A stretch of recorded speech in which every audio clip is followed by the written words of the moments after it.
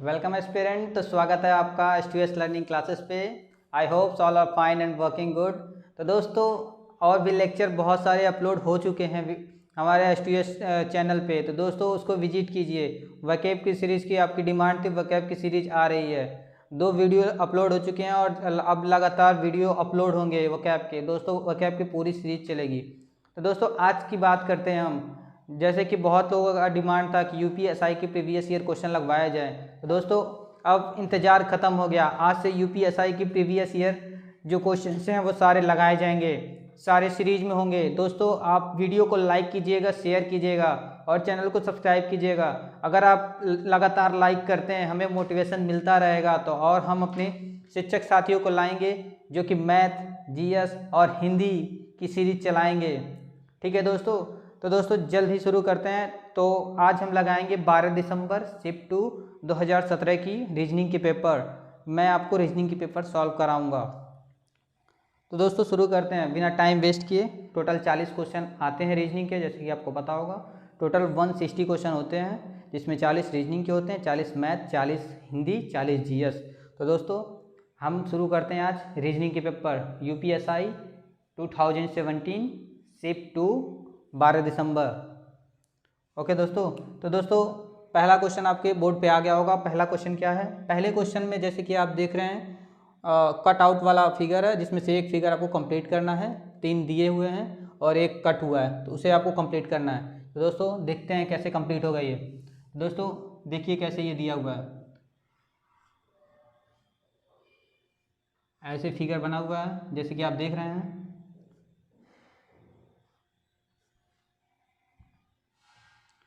फिर इधर दिया हुआ है, इधर दिया हुआ है, ये दिया हुआ है।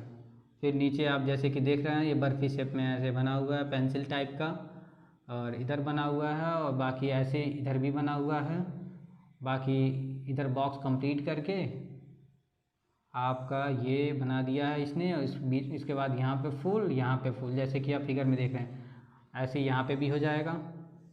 तो दोस्तों हमें ये कंप्लीट करना है। तो ये कैसे कंप्लीट होगा, इसके लिए हम ब्लू पेन से बनाते हैं। हमें क्या चाहिए? ये चाहिए, फिर ये चाहिए, ये चाहिए, ये चाहिए। उसके बाद हमें ये लाइन कंप्लीट करनी होगी बिल्कुल, क्योंकि इसी के जैसे हमें फिगर को कंप्लीट करना है। ठीक है दोस्तों, और फिर ये हो गया, और बीच में एक फ्लावर चाहिए। ठीक है दोस्तों, ऐसे ही है ना? हाँ। तो दोस्तों अब ये वाले सारे मिटा देंगे, ब्लैक वाले, और देखेंगे ब्लू वाले को, और चेक करेंगे कौन से ऑप्शन में अवेलेबल है।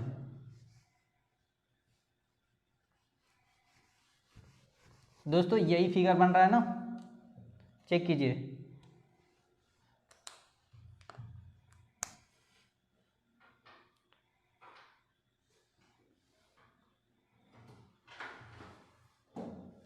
तो दोस्तों पहले ऑप्शन में देखेंगे, पहले ऑप्शन में, ठीक है, पहले ऑप्शन में देखेंगे। पहले ऑप्शन में आपका ये अवेलेबल है, ठीक है, ये भी है, ये भी है, ठीक है, ठीक है। उसके बाद दूसरे ऑप्शन में दोस्तों पहले ऑप्शन में ये वाला अवेलेबल नहीं है, ये जो लाइन है, तो पहला ऑप्शन गलत होता है। ठीक है, जैसे कि आप देख रहे हैं बोर्ड पे, पहले ऑप्शन में ये वाला लाइन अवेलेबल नहीं है, दूसरे में ये है, ये भी है, ये भी है, ये भी है, ठीक है, लगभग सारे हैं। तीसरे ऑप्शन में देखते हैं, तीसरे ऑप्शन में ये वाला गायब है, तीसरे ऑप्शन में ये अवेलेबल नहीं है, चौथे ऑप्शन में भी ये गायब है। दोस्तों ये आप देख रहे हैं दूसरा ऑप्शन आपका बिल्कुल करेक्ट बनता है, तो दूसरा ऑप्शन आपका सही है। तो दोस्तों बिल्कुल आसान तरीके से आपने पहला क्वेश्चन सॉल्व कर लिया। दोस्तों एग्जाम में हमें टाइम बहुत कम मिलता है, 30 से 35 सेकंड में हमें एक क्वेश्चन करने होते हैं रीजनिंग के, ताकि हम और भी सब्जेक्ट पे ध्यान दे सकें। तो दोस्तों थोड़ी सी स्पीड में चलेंगे, क्योंकि पूरे 40 क्वेश्चन हैं। सेकेंड क्वेश्चन पे आते हैं। सेकेंड क्वेश्चन आपका बोर्ड पे आ गया होगा। दोस्तों सेकेंड क्वेश्चन में क्या कह रहा है? के पी की सास है, के पी की सास है। देखिए दोस्तों हम महिला को बताने के लिए सर्किल का यूज करेंगे, फीमेल को बताने के लिए, और मेल को बताने के लिए रेक्टेंगल या स्क्वायर का यूज करेंगे। ठीक है दोस्तों, तो ये आप याद रखिएगा, इसी सिंबल से हम आगे बढ़ेंगे। तो यहाँ पे क्या कह रहा है, के पी की सास है, के पी की सास है, मतलब कि ये के महिला होंगी क्योंकि ये सास हैं, इनकी कोई बेटी होगी जिनका हस्बैंड पी होंगे, तो ही तो पी जो होंगे के की सास हैं, ठीक है। उसके बाद क्या कह रहा है, के की केवल एक संतान है जो कि पुत्री हैं, के की केवल एक संतान है जो कि पुत्री हैं, ठीक है, के की केवल एक संतान है जो कि पुत्री हैं, तो ये पुत्री हो गई। उसके बाद एल पी की पुत्री है, एल पी की पुत्री है, मतलब पी की एक लड़की है जिसका नाम यल है। एस के से किस प्रकार संबंधित है, तो बचा कौन, यहाँ पे लिखा था पी एस के साथ विवाहित है, मतलब पी एस के साथ विवाहित है, तो ये एस हो गया। पूछा इसके बाद क्वेश्चन में एस के से किस प्रकार संबंधित है, एस का रिश्ता बताना है के से, तो एस का रिश्ता क्या हो जाएगा के से, ये इसकी क्या हो गई, जैसे कि हमने बताया फीमेल है, ये भी फीमेल है, ये इसकी पुत्री हो गई, ये इसकी बेटी हो गई, तो एस का के से क्या संबंध है, या उसकी पुत्री है। तो ऑप्शन नंबर फर्स्ट में बिल्कुल सही है, पहला ऑप्शन आपका सही है, ठीक है दोस्त। तो इस तरह से ब्लड रिलेशन का दूसरा क्वेश्चन खत्म होता है। इसके बाद तीसरे क्वेश्चन पे आते हैं। तीसरे क्वेश्चन भी दोस्तों फिगर वाला क्वेश्चन है, जैसे कि पहला क्वेश्चन था उसी तरह तीसरा क्वेश्चन है, इसमें भी फिगर कंप्लीट करना है हमें, ठीक है दोस्तों। तो दोस्तों इसमें भी एक साइड गायब किया है, बाकी 3 साइड दिए हुए हैं, ठीक है दोस्त। ये वाला बताना है हमें इसमें क्या होगा, यहाँ फिगर बना दिया है, यहाँ बना दिया है, यहाँ बना दिया फुल, ठीक। फिर इसने क्या किया, एक बर्फी टाइप का खींच दिया है, ये वाला हमें बताना था, और यहाँ पे कॉर्नर में दे दिया है, क्वार्टर सर्किल दिया है, ठीक है। फिर यहाँ पे भी इसने फूल बना दिया है, ठीक है। और हाँ सारे बन गए, और यहाँ बना दिया है। तो दोस्तों हमें क्या करना होगा, इसको बनाने के लिए सबसे पहले तो हमें ये लाइन कंप्लीट करनी होगी, ये जो लाइन है, तो एक तो लाइन ऐसे बनेगा, ठीक है। उसके बाद क्या करना होगा, ये लाइन के नीचे फूल बना हुआ है ना, देख रहे हैं दोस्तों, ये लाइन के नीचे फूल बना हुआ है, तो यहाँ पे बनाना होगा। फिर इस लाइन के नीचे फूल बना है तो यहाँ भी बनाना होगा। फिर क्या, फिर एक यहाँ चाहिए, और जैसे कि चारों कोने में, तीनों कोने में क्वार्टर सर्किल है, तो यहाँ पे क्वार्टर सर्किल चाहिए। तो दोस्तों आप खोजिए, देखिए कौन से ऑप्शन में ये आपका अवेलेबल है, ठीक है दोस्त। तो तीसरा क्वेश्चन था हमारा, तीसरे क्वेश्चन में पहले ऑप्शन में ये वाला गलत जगह दिया है, इसने ऊपर कर दिया है, तो पहला ऑप्शन गलत होता है। दूसरे ऑप्शन में ये सही दिया है, ये फूल दोस्तों ऊपर दे दिया है दूसरे ऑप्शन में, जैसे कि आप देख रहे हैं ये वाला जो है ऊपर दे दिया है, तो ये दूसरा ऑप्शन भी गलत होता है। तीसरे ऑप्शन में देखेंगे, तीसरे ऑप्शन में ये सही जगह है, ये भी सही जगह है, ये भी सही जगह है, लाइन भी दिया हुआ है, ये भी सही जगह है दोस्तों। तब तीसरे क्वेश्चन का बनता है तीसरा ऑप्शन बिल्कुल करेक्ट है। तो ये फुल वाला क्वेश्चन कंप्लीट हुआ, तो तीसरा क्वेश्चन भी कंप्लीट। दोस्तों अब आते हैं हम फोर्थ नंबर क्वेश्चन पे। फोर्थ नंबर क्वेश्चन आपके बोर्ड पे आ गया होगा। फोर्थ नंबर क्वेश्चन में क्या पूछा हुआ है, इनमें से हमें 4 क्वेश्चन दिए हुए हैं, एक बताना है कौन सा ऑड है, मतलब चारों में से कौन सा अलग है, ठीक है दोस्त। तो आप देखिए काउंट, इसमें क्या कर सकते हैं, सारे ब्लैंक को काउंट करें, पहले फिगर में ब्लैंक को काउंट करें, जो खाली स्थान है उसे काउंट करें। 1 2 3 4 5, पहले में 5 है, दूसरे में कितना है 1 2 3 4 5, दूसरे में भी 5 है, तीसरे में कितना है 1 2 3 4 5 6, तीसरे में 6 है, पहले में कितना था 5 था, दूसरे में कितना था 5 था, तीसरे में कितना था 6 था, और चौथे में कितना है 1 2 3 4 5 है। तो दोस्तों ये मिल गया आपको। आप देख रहे हैं तीसरे ऑप्शन में 6 ब्लैंक है, बाकी में 2 ब्लैंक है, मतलब तीसरा गलत होता है, मतलब तीसरा इनसे ऑड है, मतलब तीसरा सही होगा। ऑप्शन कौन सा होगा, थर्ड होगा दोस्तों। इस तरह से आपने फोर्थ क्वेश्चन रीजनिंग का आसानी से कर लिया दोस्तों। पूरा टारगेट आपका 40 में 40 होना चाहिए, 40 में 40, उससे कम की बात ही नहीं, क्योंकि कट ऑफ जिस तरह बढ़ रहे हैं और वैकेंसी भी काफ़ी समय के बाद आई है, तो दोस्तों सब में जोश भरा हुआ है, आप में भी जोश होना चाहिए और 40 में 40 लाना है। तो ये हो गया फोर्थ क्वेश्चन। आते हैं फिफ्थ क्वेश्चन पे। फिफ्थ क्वेश्चन में क्या कहा है, फिफ्थ क्वेश्चन में उस विकल्प का चयन कीजिए जो दिए गए विकल्पों में से भिन्न है। दोस्तों आपको बताना है जो चारों ऑप्शन में से डिफरेंट है, ठीक है। तो क्या कह दिया है, इंग्लैंड, न्यूजीलैंड, वेल्स, स्कॉटलैंड। तो इसमें दोस्तों थोड़ी सी जीएस आपको पता होनी चाहिए कि इंग्लैंड, वेल्स और स्कॉटलैंड ये सारे यूनाइटेड किंगडम के देश हैं, बाकी न्यूजीलैंड एक इंडिपेंडेंट देश है। ठीक है दोस्त, तो ये आपको पता होना चाहिए। तो इसमें ऑप्शन कौन सा हो जाएगा? ऑप्शन 4। ऑप्शन 4 न्यूजीलैंड इन सबसे अलग है, क्योंकि इंग्लैंड, वेल्स और स्कॉटलैंड आपके यूनाइटेड किंगडम के आते हैं। ठीक है दोस्त, अब क्वेश्चन नंबर 6। क्वेश्चन नंबर 6 में क्या कहा है? क्या इसमें निम्नलिखित कथन को पढ़िए, उत्तर दीजिए कि इनमें से कौन सा तर्क प्रबल है। ठीक है, पहले स्टेटमेंट को पढ़ना है, फिर 2 एजिप्शन दिए गए हैं और एजिप्शन को बताना है कौन सा एजिप्शन आपका राइट है, कौन सा गलत है, स्टेटमेंट के हिसाब से।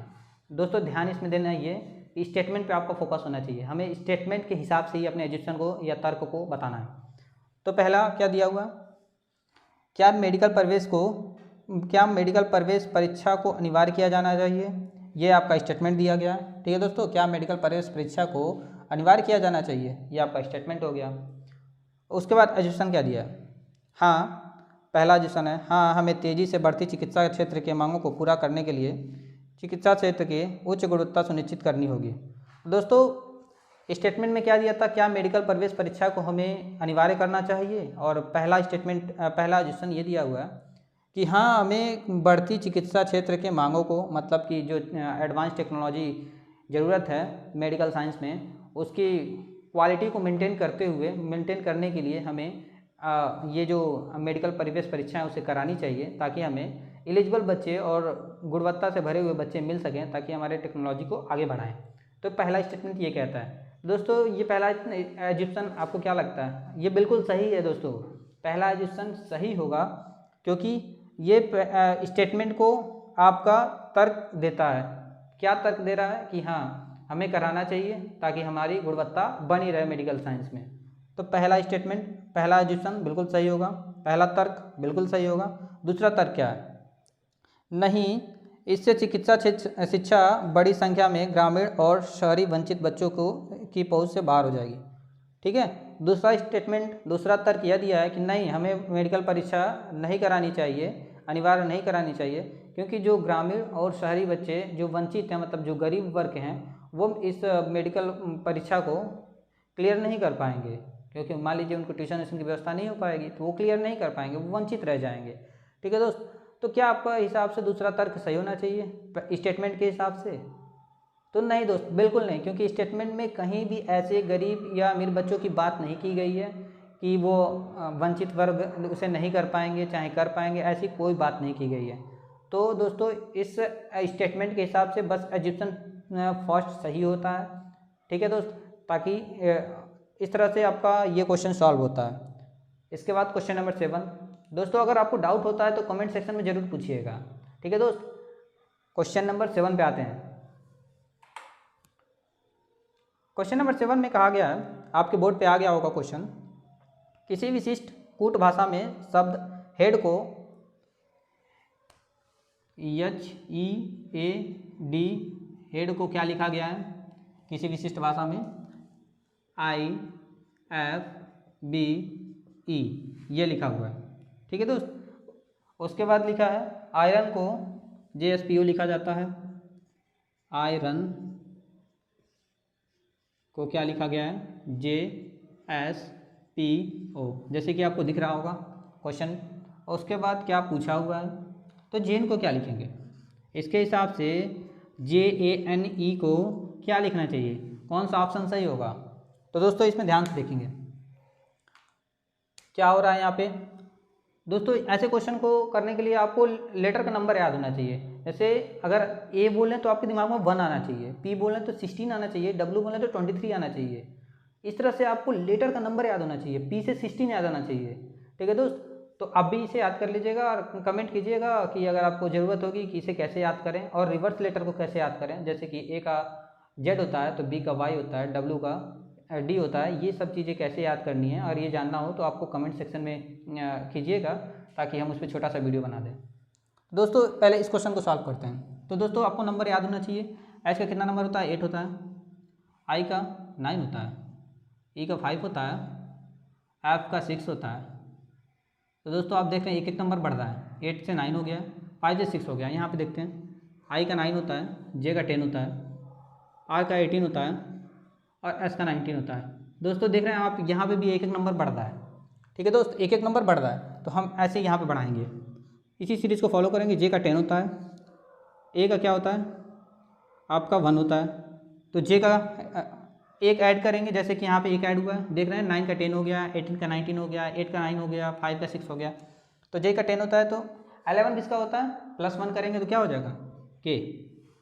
ए का क्या हो जाएगा बी +1, क्योंकि इसका नंबर 11 होता है, इसका नंबर 2 होता है, ठीक है दोस्त। तो पहले ऑप्शन में देख लीजिए किसी ऑप्शन में मैच करिए क्या, तो पहले ऑप्शन में इतना मैच कर रहा है, दूसरे ऑप्शन में दूसरा ऑप्शन बिल्कुल गलत है, तीसरा ऑप्शन बिल्कुल गलत है, चौथे ऑप्शन पे देखेंगे, चौथे ऑप्शन में भी के बी ओ एफ ओ दिया हुआ है, के बी ओ एफ दिया हुआ है। तो जैसे आगे आप ऑप्शन में देख रहे हैं तो हमें एक अक्षर और देखना पड़ेगा। यहाँ पे क्या हो रहा है 1 नंबर है, यहाँ पे 2 नंबर हुआ है, मतलब 15 है 16 हुआ, मतलब एक नंबर यहाँ पे बढ़ रहा है। दोस्तों एन का कितना होता है 14 होता है, 14 के बाद क्या आएगा 15, तो 15 का कितना नंबर होता है ओ होता है, के बी ओ। अब ऑप्शन में देखिए के बी ओ ऑप्शन फर्स्ट, दोस्तों आप देख रहे हैं ऑप्शन फर्स्ट में ही के बी ओ आया हुआ है, तो K B O F option first आपका बिल्कुल करेक्ट होगा। तो दोस्तों आप थोड़े से ही दिमाग लगाने के बाद तुरंत ऑप्शन पे आपका फोकस होना चाहिए, क्योंकि हमें टाइम बहुत कम मिलता है, 30 से 35 सेकंड में आपको क्वेश्चन सॉल्व ही करना है। तो आपका ध्यान आपका एक आंख हमेशा आपकी ऑप्शन में होना चाहिए, ठीक है दोस्त, तो ये ध्यान होना चाहिए।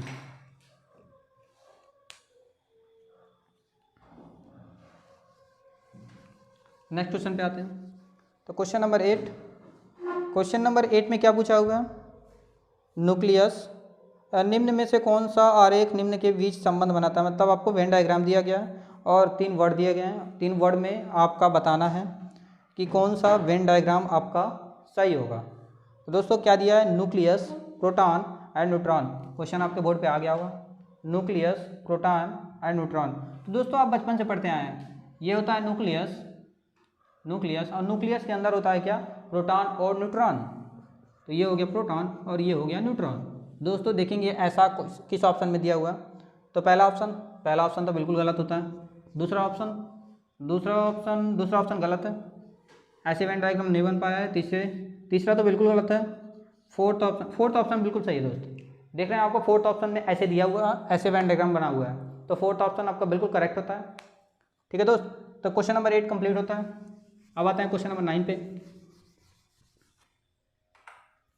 क्वेश्चन नंबर 9, दिए गए विकल्पों में से दूसरी जोड़ी के लिए संबंधित शब्द का चयन कीजिए जो पहले जोड़े के समान उसी संबंध का अनुसरण करते हुए प्रश्न चिन्ह को बदलेगा। मतलब कि आपका दिया हुआ है क्वेश्चन में चर्च, मंदिर, उसके बाद दिया हुआ है अगर चर्च मंदिर के जैसा है तो कब्रिस्तान क्या होगा। तो दोस्तों ये तो बिल्कुल आसान होगा, क्योंकि आपको पता है चर्च क्या होता है, चर्च ईसाइयों के लिए धार्मिक जगह होता है, मंदिर क्या होता है, हिंदू धर्म का धार्मिक जगह होता है। उसी तरह अब अगला क्या दिया हुआ है, कब्रिस्तान मुस्लिम धर्म का होता है, तो हिंदू धर्म का क्या होगा आपका शमशान घाट। ऑप्शन में आपका सौ नहीं होगा, मुर्दा घर नहीं, सवाल नहीं, शमशान घाट बिल्कुल फर्स्ट ऑप्शन बिल्कुल करेक्ट होता है दोस्तों, शमशान घाट, ठीक है। तो question number 9 complete. Question number 10 पे आते हैं। क्वेश्चन नंबर 10 बिल्कुल फिगर वाला क्वेश्चन है, जिसमें 3 पार्ट दिए गए हैं, एक पार्ट को आपको बनाना है। ये भी बिल्कुल आसान से क्वेश्चन है दोस्तों, ऐसे दिया हुआ है,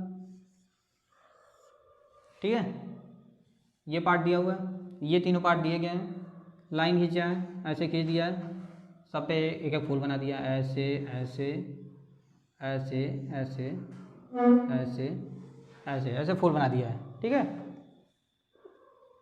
हमें ये फिगर बनाना है, तो इस फिगर को ब्लू पेन से बनाएंगे, देखते हैं क्या क्या बनता है, कौन सा ऑप्शन में मिलता है आपको। तो ये ऐसे ऐसे दोस्तों, ऐसा फिगर आपको ऑप्शन 4 में ढूंढना, ऑप्शन में ढूंढना। तो पहला ऑप्शन बिल्कुल गलत है, वो इस साइड से बना हुआ है, ठीक है, डायरेक्शन गलत है। सेकंड ऑप्शन ने ऊपर कर दिया, उसने ये वाला फिगर दे दिया, ये भी गलत है, क्योंकि हमें ये कंप्लीट करना है। तीसरे ऑप्शन में तीसरा ऑप्शन बिल्कुल करेक्ट है दोस्त, तीसरा ऑप्शन बिल्कुल सही है, तीसरा ऑप्शन आपका करेक्ट होता है। करेक्ट आंसर कौन सा है? तीसरा ऑप्शन। तो क्वेश्चन नंबर 10 कंप्लीट होता है। नेक्स्ट क्वेश्चन, क्वेश्चन नंबर 11 आपके बोर्ड पे आ गया होगा।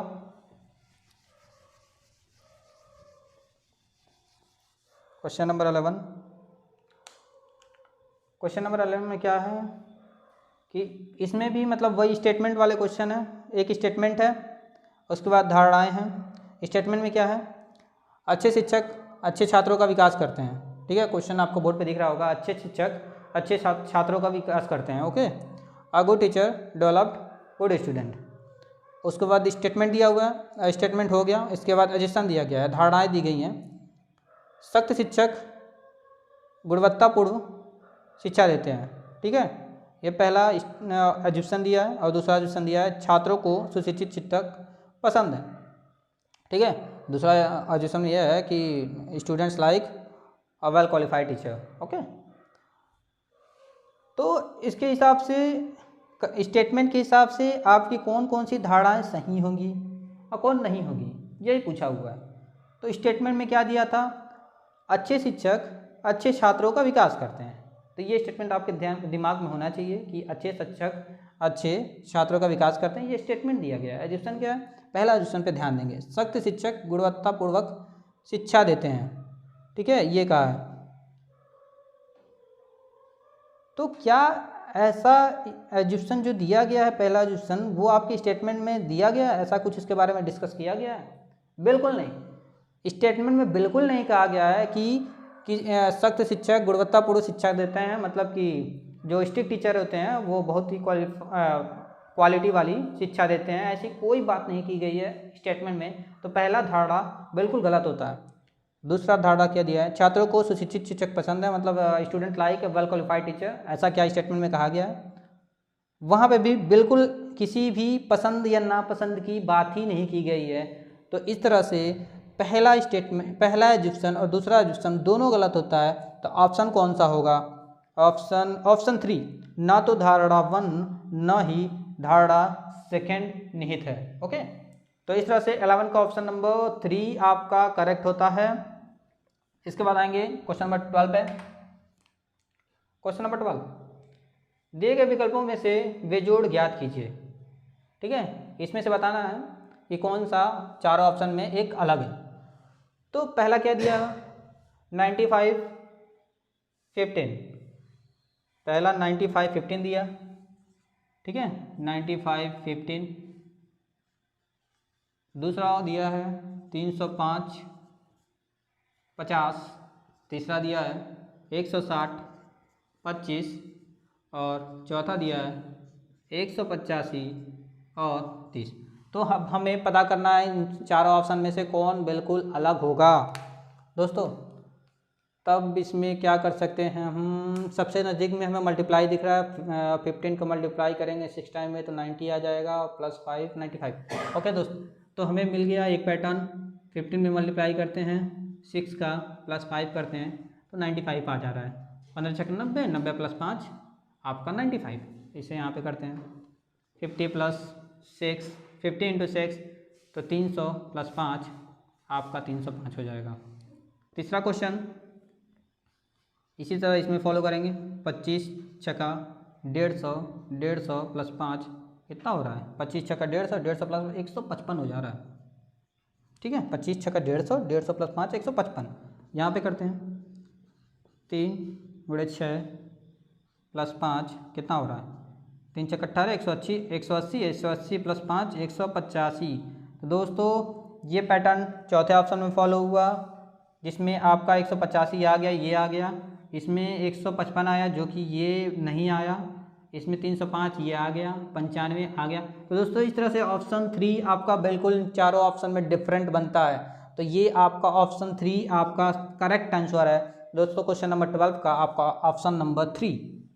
तो इस तरह से क्वेश्चन नंबर 12 आपका फाइनल होता है। आ गया होगा क्वेश्चन नंबर 13।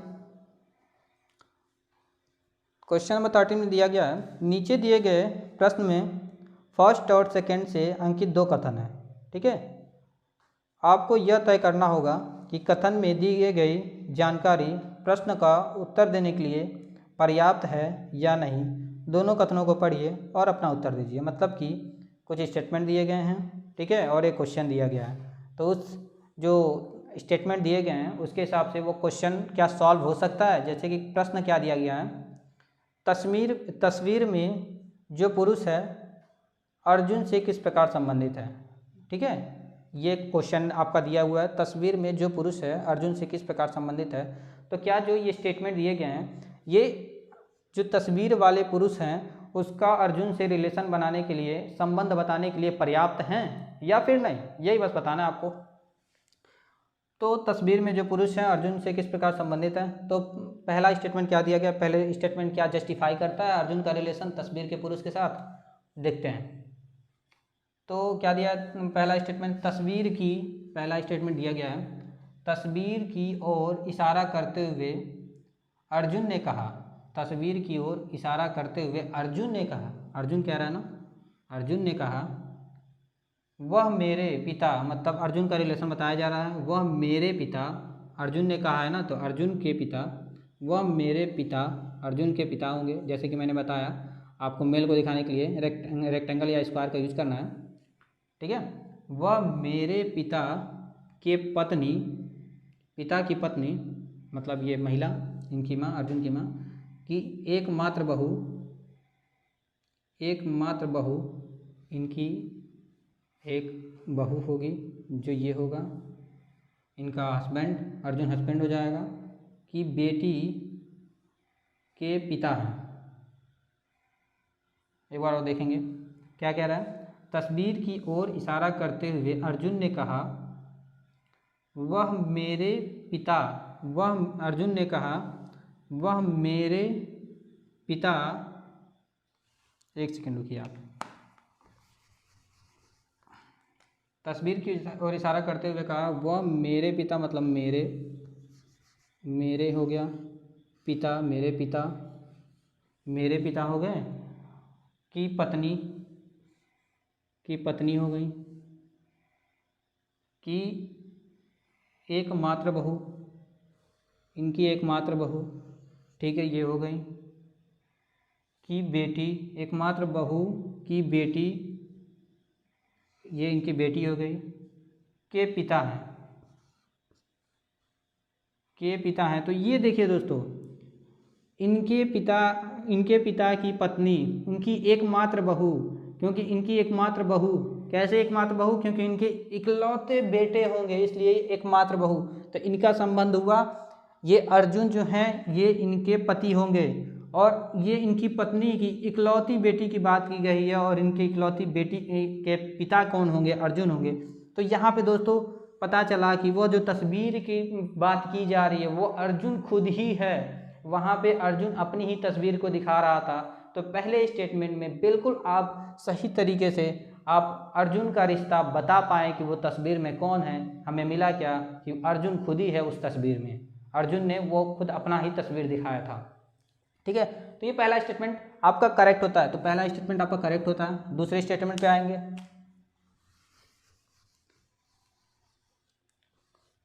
दूसरे स्टेटमेंट पे, तस्वीर की ओर इशारा करते हुए अर्जुन ने कहा, किसने कहा, अर्जुन ने कहा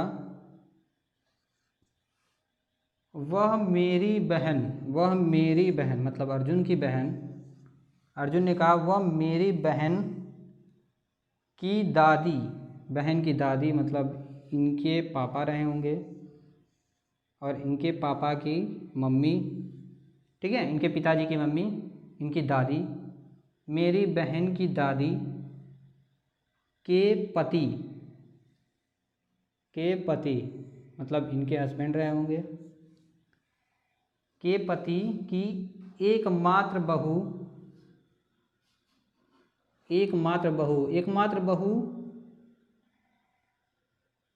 के पति, इनकी एकमात्र बहू कौन होगी,